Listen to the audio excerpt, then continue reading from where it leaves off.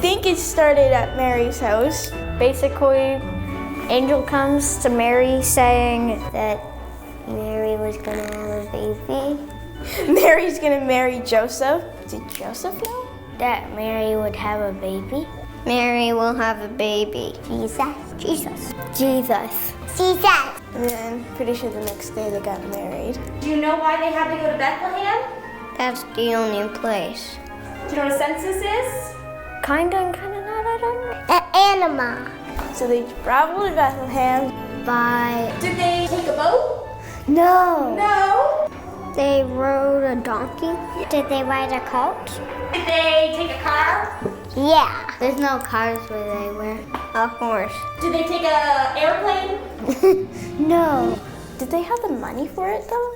With the donkey. On a donkey. Still going. Did they take a school bus? Yeah. By donkey? With the donkey? Did they take a donkey?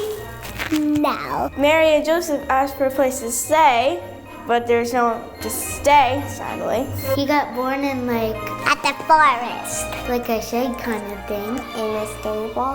Where the animals were. Because there was no room. For Mary and Joseph to have the baby. So we begin today with a brand new series, and I want to start with a question that is simply, how did we get to the place where the wonder of Christmas got lost? Now, I know for some of you, this isn't really an applicable question, right? Some of you have your tree up, right? You've dug out the boxes and the lights and the decorations, right? You've got the lights strung and lit. The house just looks quite different outside and inside. All the smells are there. Maybe you've even started baking some of your favorite Christmas cookies or making some of your favorite Christmas treats that you're going to hand out. Maybe you've got all your Christmas presents bought, perhaps even wrapped. I don't know if anyone here is like that, but and that was just what you did in October.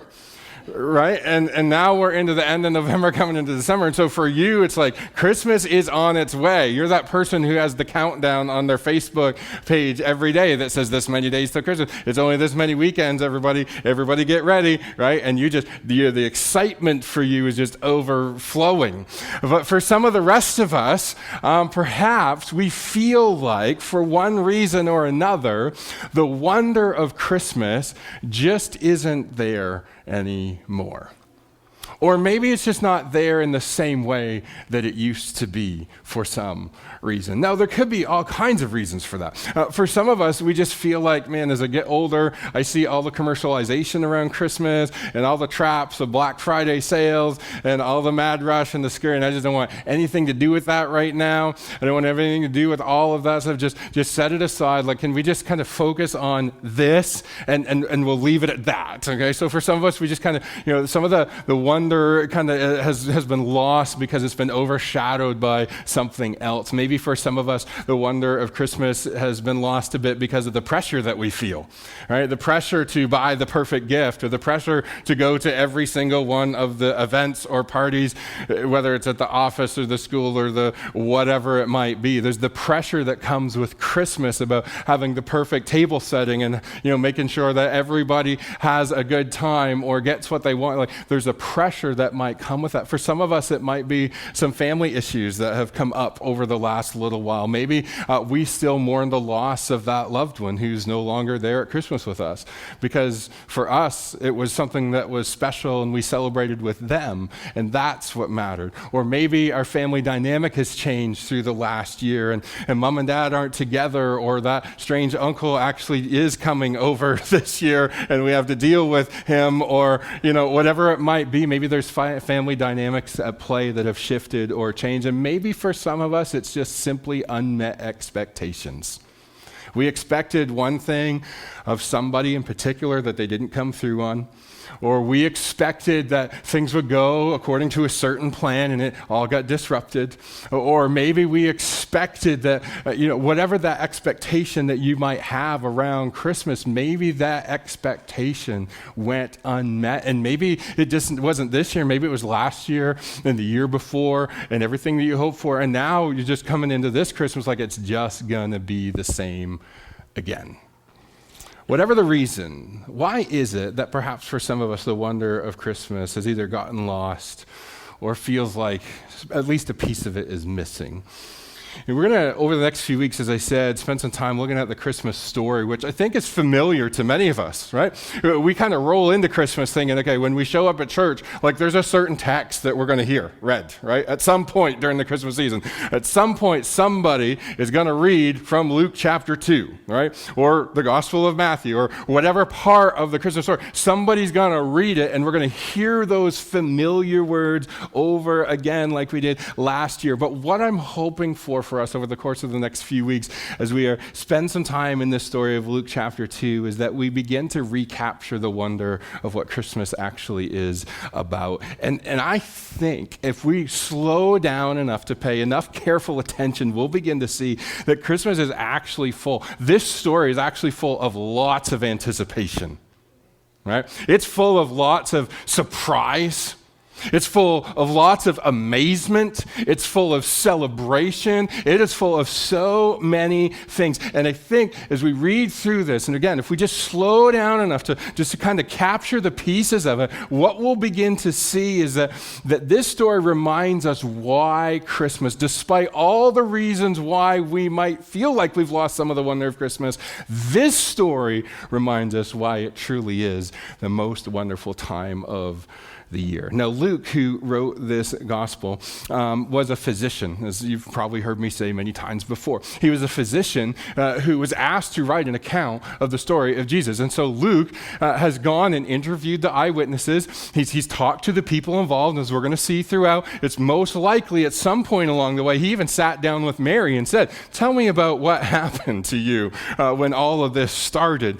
And so Luke has carefully investigated all of these things, and he has written down an orderly account. He's put it all together in kind of, a readable fashion that kind of tells the story from beginning to end, this orderly account of the life of Jesus, but for a purpose. And his purpose that he tells us at the beginning of the book is that he's writing to a guy by the name of Theophilus. And he says, most excellent Theophilus, I'm writing this to you. I've interviewed the eyewitnesses. We've got the orderly account. All the pieces are together. It's just not something I've made up or hearsay. Like, this is historical fact that I've researched. And Luke, being a physician and taking great care as he would in his craft and his trade and his work, would have done the same application to the history of these events and written them in a chronological account so that Theophilus, and by extension anyone who reads his story of the life of Jesus, could have certainty about the things that they had been told about Jesus. So that you wouldn't just have to consider and wonder, is this just hearsay?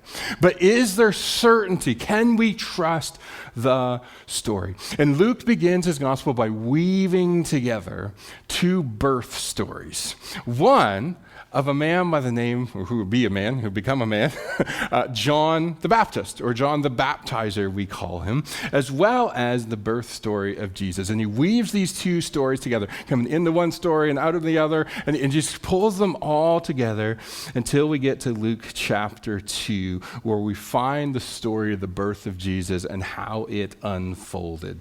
And what we're going to discover as we read, which we've probably read many, many times before, what we're going to discover is that there is a significant disruption that takes place in Mary and Joseph's life in the midst of the anticipation of having a baby. And that, no ordinary baby. In fact, if you go back into Luke chapter 1 and you begin to read the story about how Mary came to be with child, it wasn't the fact that Joseph was her father, or going to be Jesus' father, right? Joseph was not Mary's husband. That's the baby that was given to Mary was conceived of the Holy Spirit. It is a miracle of God for a particular and special purpose that again, we're going to get into as we roll along. And so this is there are significant events already leading up to this moment. You can go back and read them in Luke chapter 1, and in Matthew you hear Joseph's side of the story and his wrestling through with, what do I do with Mary, because that's not my kid, and I know, and so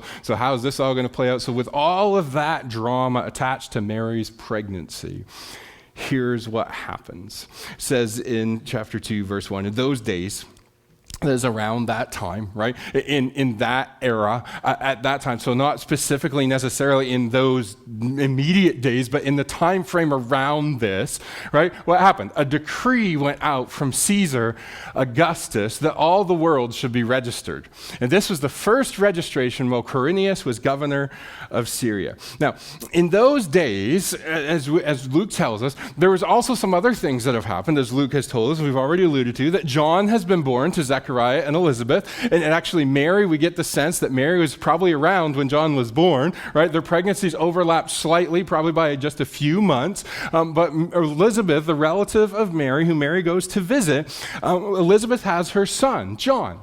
And so about 3 months into Mary's pregnancy, what happens is John is born and Mary goes back home. And during that time frame, probably within a year or two before that, Caesar, right? We're talking king, emperor of the Roman Empire, of the whole known world at the time. This is not Israel's king. Right? This is not the king of God's people. This is Caesar, king of the whole world right now. Caesar Augustus sent out a decree. He made a decision that he was going to take a census of the whole known world at the time. And so what happens is, as the current ruler of the empire, right, and if you know anything about Caesar Augustus, he reigned from about 27 BC to 14 AD. That was kind of the length of his reign.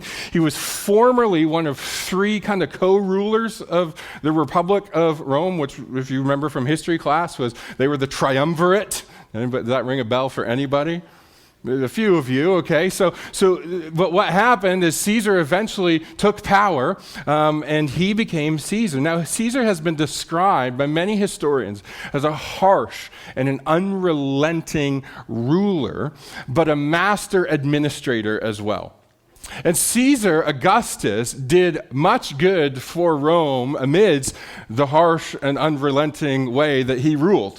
One of the things that Caesar Augustus, is he ushered into the period of history what we call Pax Romana. He ushered that into history. And so for about 250 years after he put an end to the civil wars that raged all through the Roman Empire, Caesar Augustus initiated and began and actually brought into a season of peace for the whole empire that lasted 250 years. And so Caesar, and you know his name from history, but this is Caesar's role. And so while Caesar is in power, in the middle of his reign, he makes a decree that affects even the Israelite people, the whole known world. He makes a decree that the whole world should be registered. Now, this registration or this census was usually for one of 2 purposes, usually when these things happen. One, it was to count for military service.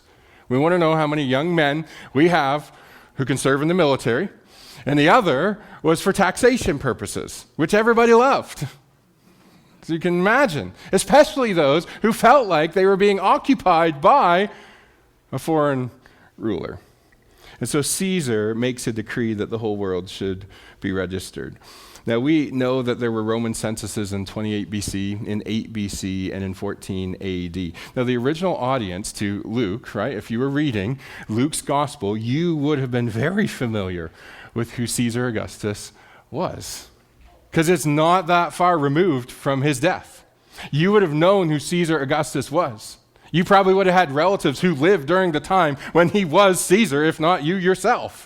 This is fresh history to these people. This isn't a couple thousand years removed from their experience. And not only that, but they would have known who Quirinius was as well. And so Luke anchors his story in this historical reference. But the amazing thing is, and I love this, that Caesar Augustus, the most powerful person in the world, serves as simply a footnote in the story of Jesus. And who do we still talk about today? So Caesar, nobody follows Caesar anymore. Anybody, is that where your allegiance lies? To Caesar Augustus? The man Caesar Augustus? Oh man, the things that he did, we just need to follow Caesar Augustus. That's the way of life right there. Anybody? Is that your experience? No, he's just a historical figure. There's so many people through history have followed Jesus of Nazareth. And so Luke says, after anchoring this story in a historical era, he says, and all went to be registered, each to his own town. And Joseph went up from Galilee, from the town of Nazareth, to Judea, to the city of David, which is called Bethlehem, because he was of the house and lineage of David, to be registered with Mary, his betrothed, who was with child. Now, that's a lot packed into a couple little verses. But Joseph, right, who is from Nazareth, which is in the region of Galilee, which is in the northern part of Israel, he goes from his town, he heads south, even though it says up, to the city of, to Judea, to the city of David, right, because the elevation was up, right? When we say things like this all the time, we're just going down to Halifax. Well, if you look at a map, Halifax isn't really kind of down. You start down, but then you make your way kind of back up and to the right. Anyway, so he goes up to Judea, to the city or the town of Bethlehem, from where he is in the north in Nazareth in Galilee. Now, censuses usually didn't require people to travel, but this census, for whatever reason in particular, did. It's likely that Joseph's family had land in Bethlehem that he had to go there to pay taxes on, and that's why he has to make the journey. So Joseph and Mary leave Galilee, right, in the north. They head to the region of Judea, to Bethlehem, which is only a few kilometers outside of the city of Jerusalem. It would have taken them about 5 to 7 days traveling on foot. They get there. Why? Why did they make the trip? Because he's of the house of the line of David. Now, this isn't just any David. This is the King David, right? Israel's most famous king. There are legends about this guy. The King David is part of Joseph's family line. His renown as a king has lasted all through the ages, and he could be proud to say, David is my ancestor, right? I'm of that house, I'm of that line. There's royal blood in my family. Oh, maybe a ways back, but there is royal blood in my family. But this is a different time, and this is a different era, and that all of that was bygone. Now, not only was there a kingdom divided in Israel, but it was a kingdom occupied again by Rome and by Caesar. And so Joseph, with Mary, his betrothed, his fiancée, they're legally pledged to be married. It's similar in some ways to an engagement. They make their way to Bethlehem. But the thing that we already know is that she is with child. Now, again, we're not told exactly how far along she is at this point, right?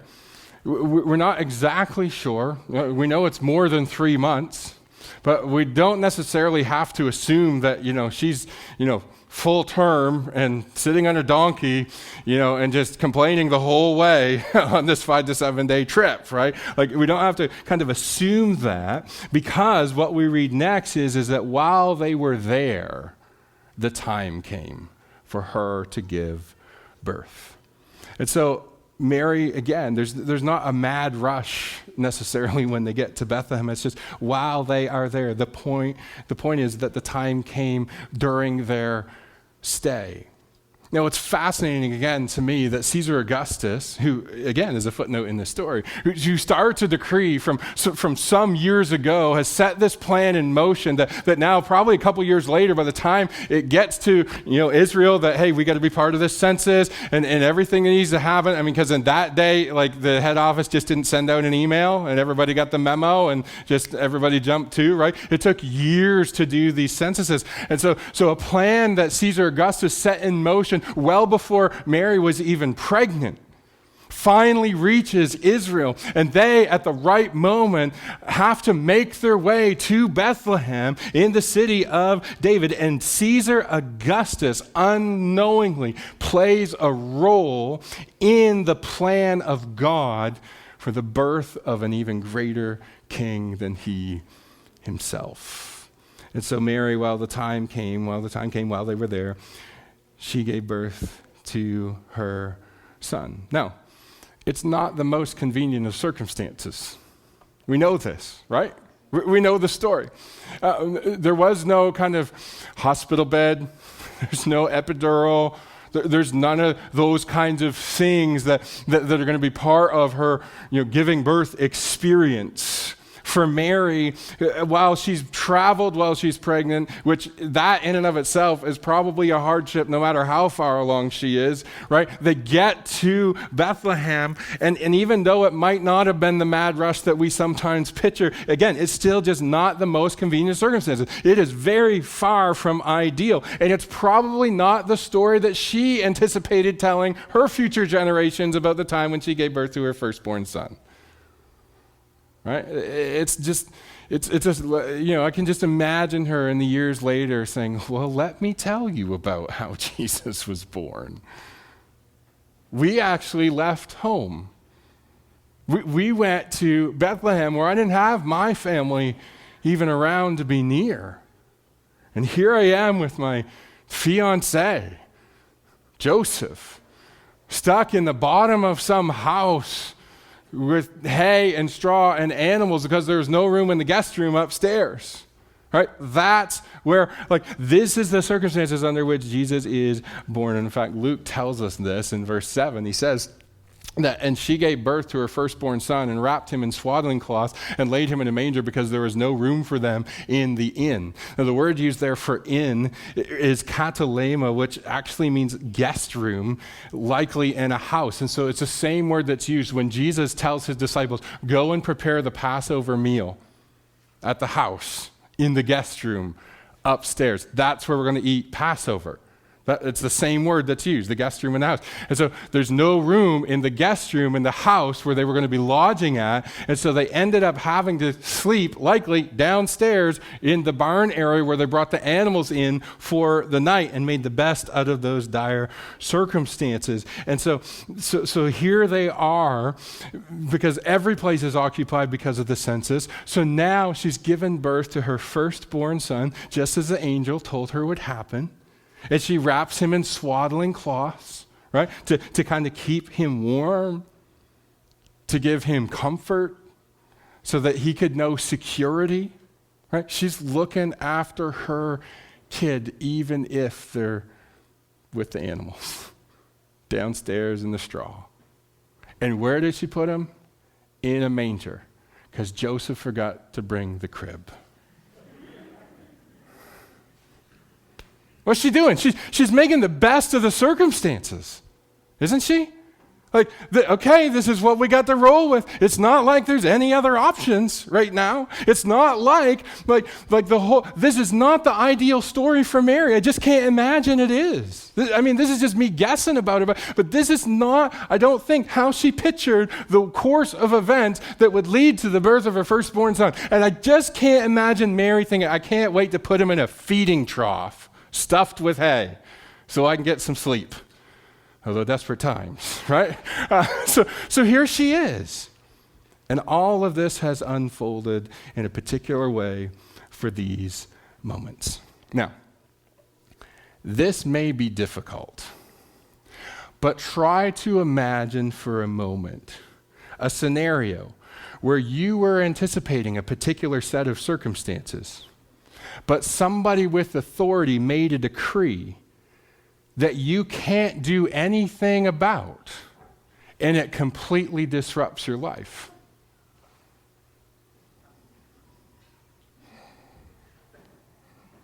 Hard to imagine, isn't it? We can't relate to this story at all. Can we? Somebody makes a decree that you got to go and you got to do and you got to be, and here's the expectations and here's the rules. And so Joseph, but she's pregnant. Yep. So you're telling me we got to go to Bethlehem. But while we're there, it's going to be time. Yeah. Well, what are we going to figure it out, right? And so here they go to Bethlehem, and in the not so ideal circumstances, right? So what do you do? Here's the question. What do you do when Christmas doesn't turn out the way that you anticipated? What do you do when you had expectations about what Christmas was going to look like, or what the future was going to look like, or what was going to happen, and it just doesn't turn out the way you expect? Mary and Joseph could have very easily gotten angry with Caesar. And maybe they were. I don't know. We're not told that. But But man, they would have had every right to be angry at Caesar for a decree that he made that affected them personally. That led to these circumstances under which Jesus was born. They could have, between the two of them, had a lot of friction, a lot of conflict between Mary and Joseph because his ancestors were from Bethlehem. It's your family's fault, really. Joseph, can you imagine her telling him this, right? If you weren't of the line of David, if there wasn't royal blood in your family, if Bethlehem wasn't the hometown, we wouldn't have to be traveling here. And Joseph's like, I had nothing to do with that. That's not I can't do anything about that. And maybe they just had it out. I don't know. We're not told, but man, there could have very easily been some family friction right out of the gate. Maybe they could have started a smear campaign against the homeowners association for not having a guest room available for them. It would have been really great. Somebody leaves their review on Airbnb, had to sleep on straw, had to put my kid in a manger, right? The animals did not smell nice. The lighting was poor. It was cold. No physician readily available to assist with my issue. Okay? Like all of these kinds of things could have been what happened, but my guess is that this pregnancy didn't play out, as I said, like Mary had anticipated it would. But what did Mary do? Mary chose to make the best of it by doing the one thing that she could, and that was to care for the precious baby that God had given to her. She cared for the precious baby that God had given to her, and consequently to the world. And maybe unbeknownst to Mary at the time. But when we look back on the story and we see the effect of the decree of Caesar Augustus that sent them to Bethlehem, where that baby would be born according to the prophecies and the plans and the purpose of God. And what seemed like the less than ideal circumstances and what was a hardship for them to bear actually turned out to be the very thing that God would use to bring his son into the world. And perhaps you have lost the wonder of Christmas because your sense of wonder has been tied to expectations that went unmet and to things that you anticipated that turned out differently. And one of the things that the Christmas story reminds us of is this, that God is able to work in the midst of your less than ideal circumstances. Isn't that good news? Isn't that good to know? That God doesn't just throw up his hands and throw in the towel and says, I can't work with this. We can't deal with all this. This is too much. We're done. Like, he doesn't do that. And perhaps maybe the wonder of Christmas isn't experienced in everything working out how we expect it to. Maybe the wonder of Christmas is found in what God has already done. Maybe the wonder of Christmas is found in a story that's already been written about the birth of a Savior, and it is a story that you and I are invited into. And I know that doesn't take away anything that we feel has been lost, or anything that really has been lost for us. And I truly hope that whatever good things you're anticipating for this Christmas season will actually happen. But even if they do not, even if somehow it all gets disrupted, remember that the wonder of Christmas can't be taken away when the wonder of Christmas is Jesus.